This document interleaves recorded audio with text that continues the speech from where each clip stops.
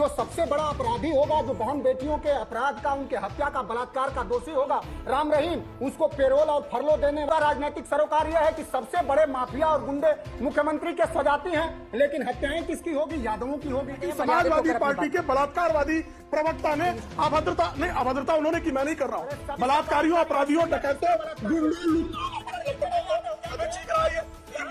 क्यों चिल्ला रहा है? धर्म के विशेष के खिलाफ लगातार नफरत की बातें करना अब तो बंद होना चाहिए 2024 के चुनाव हारने के बाद। लेकिन गुलजार शेख की गिरफ्तारी पुलिस ने की है, अनवर की गिरफ्तारी पुलिस ने की है, और फरहतुल्लाह गोरी का जो बयान है और उस बयान में उसने गोधरा का जिक्र किया है, तो श्रीमान आशुतोष जी कृपा करके फरहतुल्लाह गोरी की क्या जमात है आप ही को पता होगा। हो सकता है आपकी दृष्टि में वो हिंदू, वैश्य या ब्राह्मण हो।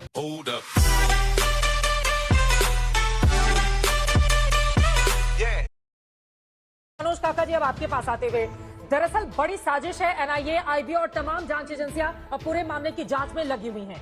लेकिन विपक्षी दलों को ऐसा क्यों लगता है कि सरकार रेलवे को लेकर अपनी नाकामी को छिपाने के लिए इस तरह की बातें कर रही है? मनोज काका जी, ये सही बात है कि हमारी एनआईए, हमारी सुरक्षा एजेंसियां, सबको अधिकार है कि जो भी दोषी हो उसके खिलाफ कड़ी से कड़ी कार्रवाई करे, लेकिन सरकार अपनी जिम्मेदारियों से बचना चाहती है। ये सरकार इस तरह की सरकार है कि ये चाहे उत्तर प्रदेश के संदर्भ में देख लीजिए, चाहे आप राज्य के केंद्र के संदर्भ में देख लीजिए। केंद्र के संदर्भ में यह है कि जो सबसे बड़ा अपराधी होगा, जो बहन बेटियों के अपराध का, उनके हत्या का, बलात्कार का दोषी होगा, राम रहीम, उसको पेरोल और फरलो देने वाले सुनील संगवान को तुरंत वीआरएस दिला करके भारतीय जनता पार्टी उन्हें तुरंत टिकट दे दे।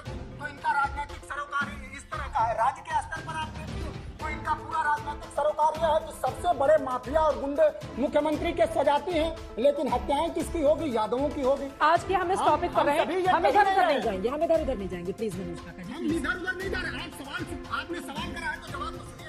देखिए, ये सरकार का काम है ना कि समग्रता से सबका अध्ययन करे। सरकार के मिनिस्टर से पूछा जाता है, जो रील बनाते हैं कि एंटी कोलिजन सिस्टम आ गया है, किस ट्रेन में आपको एंटी कोलिजन सिस्टम दिखा? जब एक ही पटरी पर दो ट्रेनें आ जाती हैं तो क्या साबित करता है कि आपका एडमिनिस्ट्रेशन, आपकी व्यवस्था फेल है? बोले नहीं दिखता। बिल्कुल। सरकार को हर जगह, हर एंगल में बस हिंदू मुसलमान मिल जाए, किसी भी घटना को, ठीक है, बस हिंदू मुसलमान मिल जाए, बस ठीक है। उसी आशुतोष जी, मैं आ रही हूँ आपके पास, ठीक है। उसी से देश विकसित हो आप जवाब ले जाएगा। लीजिए मनोज काका जी, आपने बहुत महत्वपूर्ण सवाल उठाए हैं। जिम्मेदारी तो प्रेम शुक्ला जी रेलवे की बनती है ना, फिर उसको पहले ही जमातियों का नाम लेकर आ जाना, वो कह रहे हैं हिंदू मुसलमान करना चाहती है इस मुद्दे पर बीजेपी। सर, आप जवाब ले लेते हैं। मनोज काका जी प्लीज। मनोज काका जी, ये लगातार शोर मच रहा है भाई, अजीब है। नहीं बोलेंगे, लगातार चीख चिल्ला रहे हैं। बोलिए बोलिए। देखिए, जिस तरह से उन्होंने, आपने पूछा कुछ, उसने बलात्कारवादी पार्टी के शाब्दिक बलात्कार पर आमादा प्रवक्ता ने बलात्कार पर बातें शुरू कर दी भाई। जी की लड़की पर बलात्कार जो है, अरे रेलवे पर थे क्या वो? अभी आप उनको तो नहीं टोक रही थी, रेलवे पर थे क्या? टोक रही थी प्रेम शुक्ला जी। भारतीय जनता पार्टी के बारे में जिस तरह से आपने जो टिप्पणियां की, तो मुझे तो उत्तर देने का अवसर देना चाहिए आपने। मैं तो रेलवे पर ही, मैंने आपने प्रश्न पूछा, मैंने रेलवे से एक बात कही, लेकिन समाजवादी पार्टी के बलात्कारवादी प्रवक्ता ने अभद्रता उन्होंने की, मैं नहीं कर रहा हूँ। बलात्कारवाद को समर्थन करने वाली पार्टी बलात्कारियों, अपराधियों, डकैतों, गुंडों, लुक्खों, लंपटों को हमें चीख रहा है। ये बदतमीज आदमी क्यों चिल्ला रहा है? संयोग है या फिर प्रयोग है? क्योंकि सिलेंडर का बरामद होना, उसकी सील वहीं पर तोड़ना, माचिस की बरामदगी होना, वहां पर एक झोले से बारूद जैसे सामानों की बरामदगी होना, संयोग है या प्रयोग है? क्या नजर आता है इसके पीछे आपको? देखिए चित्रा जी, केंद्रीय मंत्री गिरिराज सिंह को तो पता चल गया पहले से कि जब उनको षड्यंत्र का पता चल गया तो षड्यंत्रकारी कौन है उसको भी सामने रखना चाहिए। जब केंद्र के बैठे हुए मंत्री इतनी गैर जिम्मेदाराना बात कर रहे हो तो इस बहस का कोई मतलब ही नहीं है। उत्तर प्रदेश की पुलिस जांच कर रही है। उत्तर प्रदेश की पुलिस ने अपनी जांच में अभी तक किसी को चिन्हित नहीं किया है, न किसी धर्म के आदमी को चिन्हित किया है, न किसी जाति के आदमी को चिन्हित किया है। उन्होंने कहा कि मैं एक सिलेंडर मिला है और उसके साथ कुछ आपत्तिजनक विस्फोटक सामान मिले हैं, जिसके आधार पर यह लगता है कि इसके पीछे कोई आतंकवादी घटना हो सकती है। अगर आतंकवादी घटना हो सकती है तो उत्तर प्रदेश की पुलिस को बताना चाहिए कौन लोग हैं। लेकिन उत्तर प्रदेश की पुलिस जिम्मेदारी से काम करते हुए उसकी जांच पड़ताल कर रही है। अब मंत्री महोदय को पता नहीं कहां से पता चल गया। तो ये मंत्री महोदय लोग इस तरीके की बातें क्यों कर रहे हैं? के खिलाफ लगातार करता। अब तो बंद होना चाहिए 2024 के चुनाव हारने के बाद, या करते जाएंगे, जिंदगी में करते जाएंगे। जब आप 24 की सीट पर सिमट जाएंगे तभी आप मानेंगे क्या? महत्वपूर्ण बात क्या है, महत्वपूर्ण बात क्या है कि जो एजेंसीज हैं उनको अपना काम करने दीजिए। वो अगर किसी निष्कर्ष पर पहुंचती है, किसी जाति के का आदमी मिलता है, कोई धर्म का आदमी मिलता है, चाहे वो हिंदू हो, चाहे मुसलमान हो, चाहे किसी भी जाति का, अपर कास्ट हो, लोअर कास्ट हो, और अगर पकड़ में आता है तो जो सजा मिलनी चाहिए कानून के हिसाब से मिलनी चाहिए। लेकिन पुलिस ने 6 संदिग्धों को आशुतोष जी हिरासत में लिया है।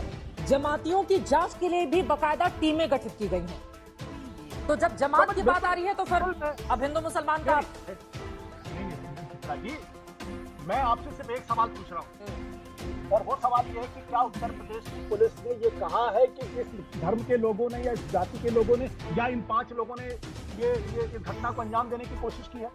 अगर उन्होंने कहा तो आप मुझे दिखा दीजिए। नहीं, ये बात नहीं, ये बात बिल्कुल सच, जब ये बात बिल्कुल सच है कि अगर कहीं कोई घटना होगी तो पुलिस कुछ लोगों को हिरासत में लेगी, हिरासत में लेकर उनसे पूछताछ करेगी। उनमें से कुछ लोगों को तो संदेह के आधार पर गिरफ्तार किया जाएगा, कुछ लोगों को छोड़ दिया जाएगा।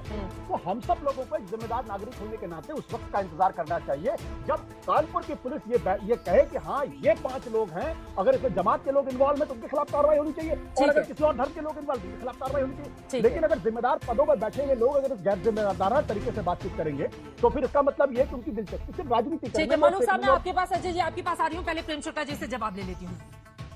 प्रेम शुक्ला जी, वो कह रहे हैं पुलिस की ओर से तो अभी कुछ नहीं कहा गया ना इसको लेकर। देखिए चित्रा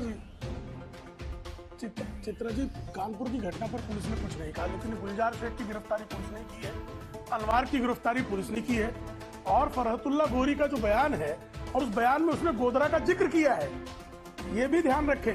तो श्रीमान आशुतोष जी कृपा करके फरहतुल्ला गोरी की क्या जमात है आप ही को पता होगा। हो सकता है आपकी दृष्टि में वो हिंदू, वैश्य या ब्राह्मण हो, आपकी दृष्टि में हो सकता है फरहतुल्ला गोरी। गुलजार शेख की जाति क्या है, मजहब क्या है, कुछ बताने की आवश्यकता नहीं है। हो सकता है कि वो जो है हिंदू हो आपकी दृष्टि में। अनवर जो अलीगढ़ के मामले में जिसकी गिरफ्तारी की गई और उसने अलीगढ़ में बाकायदा जो है ट्रैक पर इस तरह से आतंकी कार्रवाई करने का प्रयास किया था, उसकी गिरफ्तारी हुई है। अब इन गिरफ्तारियों को अब क्या कहा जाए, अब आगे से ये तय कर लिया जाए कि जो अभियुक्त गिरफ्तार किए जाएं उनके नाम भी न डिस्क्लोज किया जाए, क्योंकि नाम पर से भी लोगों के धर्म और मजहब पता लग जाते हैं। तो अब कुछ लोग ये कहना चाहते हैं, तो आप जो है, मैंने कानपुर की घटना पर कोई किसी ने बयान नहीं दिया है, लेकिन रेलवे की दुर्घटनाएं योजनाबद्ध ढंग से कराने का षड्यंत्र, फरहतुल्ला गोरी का इस पर बयान, कुछ लोगों की गिरफ्तारियां, श्रमजीवी एक्सप्रेस पर पहले हुआ हमला, मुंबई में किया गया बमकांड, ये इस बात की तरफ इशारा करते हैं कि आतंकवादी रेलवे को निशाना बनाने की उनकी पहले का षड्यंत्र रचने का इतिहास रहा है, और इस इतिहास को अगर कोई संदर्भ सहित अगर रखना चाहे तो अपराध है।